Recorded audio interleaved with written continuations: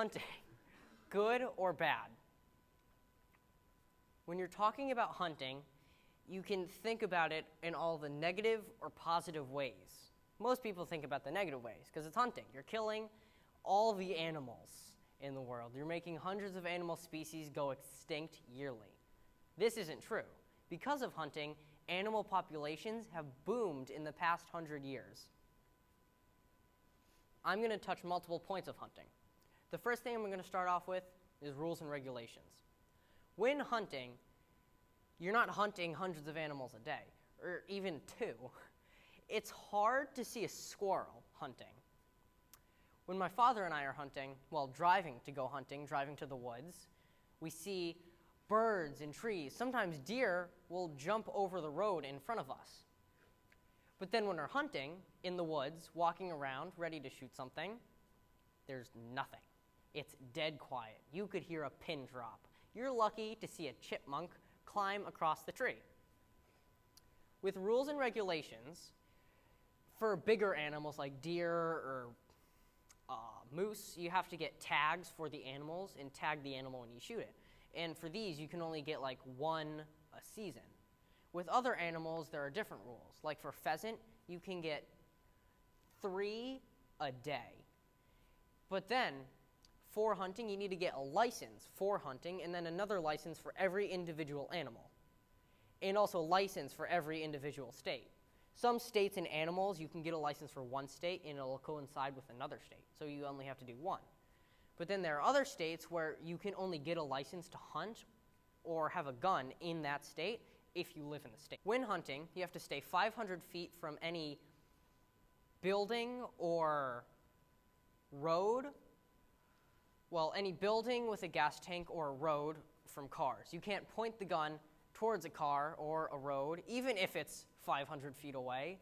You can't point the gun at a house. When hunting, you have to be safe and not point it at anyone else around you. One of the rules is actually don't point it at anybody. Now I'll move on to population, wildlife population. Someone could bring up points how hunting does kill animal species and population. Yes, this is true, like the dodo bird in 1435. Hunting killed off that animal, but this is before the rules and regulations. Now, because of hunting, the white-tailed deer population in 1900 used to be 500,000. Now it's 54 million. A duck species used to be near extinction. Now there are 44 million of that species in the wilderness. Now I'll move on to the next part. Hunting helps wildlife conservation. You might think to yourself, well, how? You're going out and killing the animals. So how does that, in turn, help the animals by killing them? It doesn't. When buying guns and ammunition, the gun manufacturer, they convince the government to take their excise taxes and fund wildlife conservation.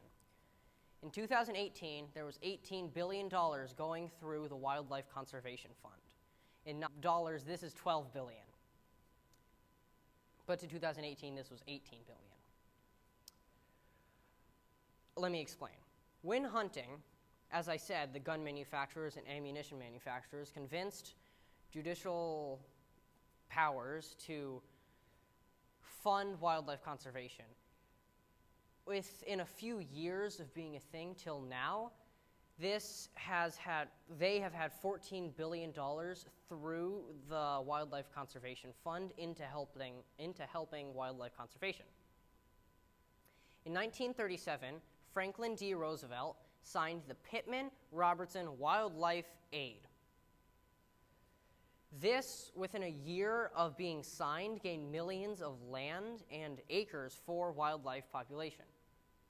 This also gained $12 billion. Wildlife conservation is helped a lot, not just by hunting, but by other things too. Hunting actually helps the wildlife population, whether it be controlling the population by hunting them, and maintaining a steady population so they don't decline. Thank you.